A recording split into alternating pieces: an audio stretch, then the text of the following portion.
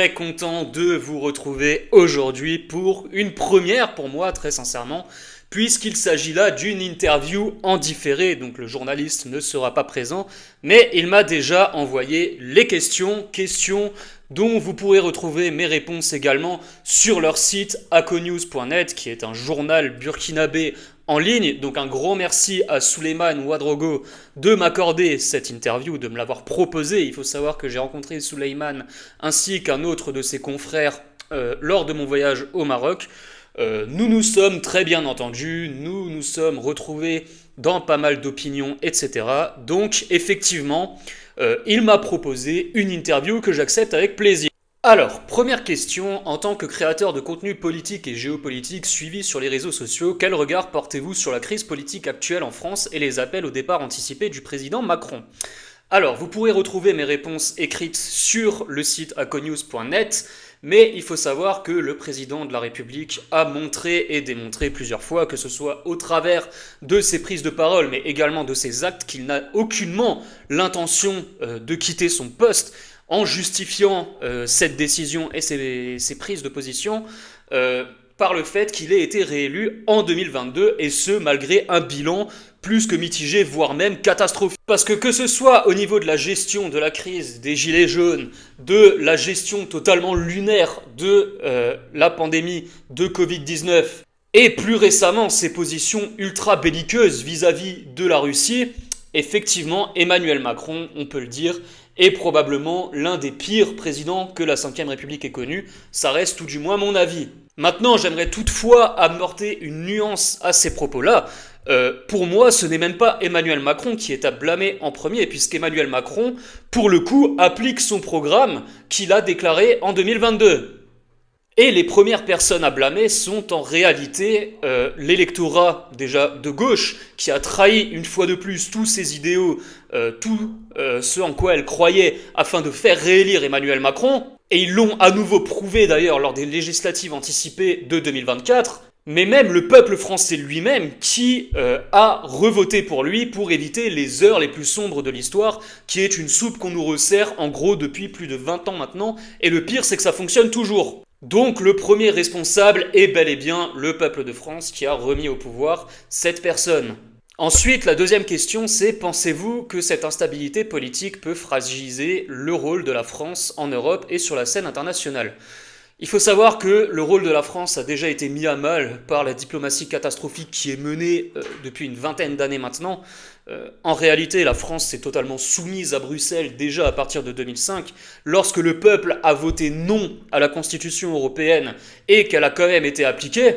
Et également lors de sa réintégration dans le commandement intégré de l'OTAN, ce qui nous pousse à suivre une politique de plus en plus atlantiste, une politique interventionniste également, puisque je vous avouerai que j'ai un petit peu du mal à comprendre pourquoi nos hommes ont dû aller mourir en Afghanistan, pourquoi nos hommes ont dû aller mourir dans le Sahel. Cela n'a absolument aucun sens, et j'irai même plus loin, ça trahit en fait la doctrine du général de Gaulle, dont nombre de politiques français aujourd'hui se réclament comme étant les héritiers, puisque de Gaulle nous a justement sortis du commandement intégré de l'OTAN, nous a donné l'arme nucléaire pour que justement nous ayons une indépendance par rapport à tout cela. Donc oui, la situation de la France s'est fragilisée au fil du temps et notamment lors des 2 dernières décennies, mais j'ai envie de vous le dire, nos élites l'ont cherché et le peuple, encore une fois, l'a mérité puisque votant toujours pour les mêmes. Troisième question, selon vous, comment la société française vit-elle ce climat d'incertitude et de tensions répétées entre gouvernement et opposition ? La société française la vit mal, cette situation, mais selon moi, pas assez mal. Je m'explique. Je pense que ce n'est pas encore suffisamment catastrophique pour qu'il y ait un réel regain, une réelle prise de conscience, on va dire, de la part de notre peuple, et surtout pour qu'un homme fort et providentiel émerge de cette situation-là. Ça fait partie intégrante de notre culture, depuis toujours en fait. Notre peuple a besoin d'être dirigé par un homme providentiel, un homme fort, mais qui a l'approbation du peuple. Je pense notamment à Napoléon et plus récemment à Charles de Gaulle. Et encore une fois, notre peuple a plus ou moins mérité, tout du moins dans sa majorité, le fait que cette situation se produise, puisque c'est lui-même qui remange la même soupe à chaque élection et qui croit toujours à ce même narratif qui est appelé du cordon sanitaire. Cordon sanitaire dont même Lionel Jospin avait déclaré au début du siècle que justement il s'agissait d'une stratégie électorale et que la France n'a jamais vécu de menace fasciste. Donc c'est-à-dire que là on se retrouve avec l'un des instigateurs de ce fameux cordon sanitaire qui déclare que ça n'a jamais existé et qu'il s'agit d'une stratégie électorale, mais le peuple continue de le gober. Ensuite, quatrième question, nous arrivons sur le sujet de l'AES, donc la création de l'Alliance des États du Sahel a entraîné une rupture, surtout sur le plan militaire avec la France. Comment cette réorientation stratégique est-elle perçue en Europe de l'Ouest ? Alors, personnellement, je n'ai pas entendu énormément parler de l'AES dans les médias dits mainstream français ou occidentaux de manière générale. J'en ai entendu parler quelques fois, effectivement, lorsqu'il s'agissait d'essayer de pointer du doigt et de le discréditer, mais l'extrême majorité du temps, on n'en parle pas. Et pour moi, c'est un très bon signe, puisque ça veut probablement dire que l'AES est une création peut-être plus adaptée par rapport aux peuples qui vivent sur les territoires qu'elle constitue. Et surtout, depuis que je me suis lancé sur les réseaux sociaux et que, au vu de mes prises de position, notamment par rapport au conflit en Ukraine, j'ai une partie de ma communauté qui vient de ces pays-là, je me rends compte qu'en fait, c'était ce que le peuple voulait, ce dont le peuple avait besoin. L'AES a mené une réorientation stratégique, effectivement, notamment avec la Russie, puisqu'on s'est retrouvé avec des soldats de Wagner dans le nord du Mali. Mais j'ai envie de vous dire, c'est leur choix. Et en tant que souverainiste, je pense que c'est au peuple de choisir son mode de gouvernement, avec qui il a des partenariats, qu'ils soient économiques, militaires, énergétiques, etc. Et ensuite, la cinquième question revient à ce que je viens de déclarer. Certains estiment que le départ progressif de la France du Sahel ouvre la voie à d'autres partenaires comme la Russie ou la Chine. Est-ce que je partage cette analyse ? Oui, puisque cette analyse de toute façon est factuelle. Comme je l'ai expliqué, il n'y a plus de soldats français, tout du moins à ma connaissance, et de manière officielle, dans le Sahel, qui ont été remplacés par des forces russes, notamment au travers du groupe Wagner. Dans le cas de la Chine, c'est plutôt une expansion économique. Et on le sait, la Chine, en fait, n'a pas vocation à étendre son soft power, contrairement à l'Occident. Extension du soft power qui d'ailleurs n'est qu'une politique néocoloniale en réalité, puisqu'il s'agit de se rendre dans un pays tiers et déclarer que ce pays tiers ne vit pas correctement et il devrait vivre comme nous.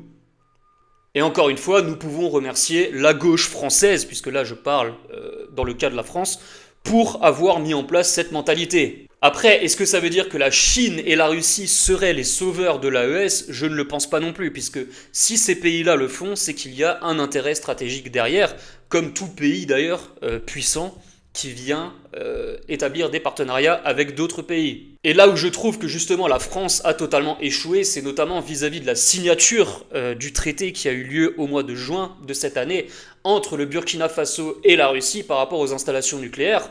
Puisque contrairement à la Russie qui a une vision pragmatique de la souveraineté énergétique, la France a décidé d'abandonner le nucléaire même sur son propre sol, ce qui a été une catastrophe d'un point de vue économique, d'un point de vue écologique, bref, à peu près tous les niveaux. Et enfin, nous arrivons à la dernière question. Selon vous, quel rôle l'AES pourrait-elle jouer à l'avenir dans la stabilité régionale et dans la redéfinition des relations entre l'Afrique et l'Europe ?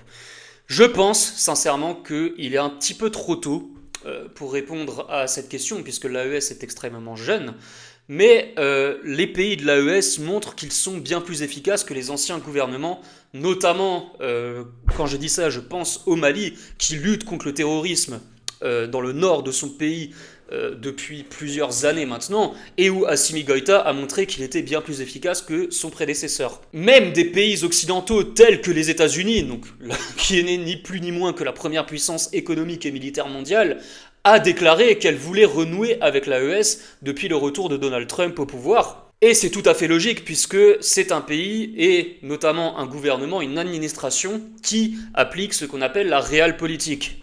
Et de toute façon, Donald Trump a montré qu'il était un diplomate bien plus pragmatique que la plupart des autres dirigeants occidentaux réunis.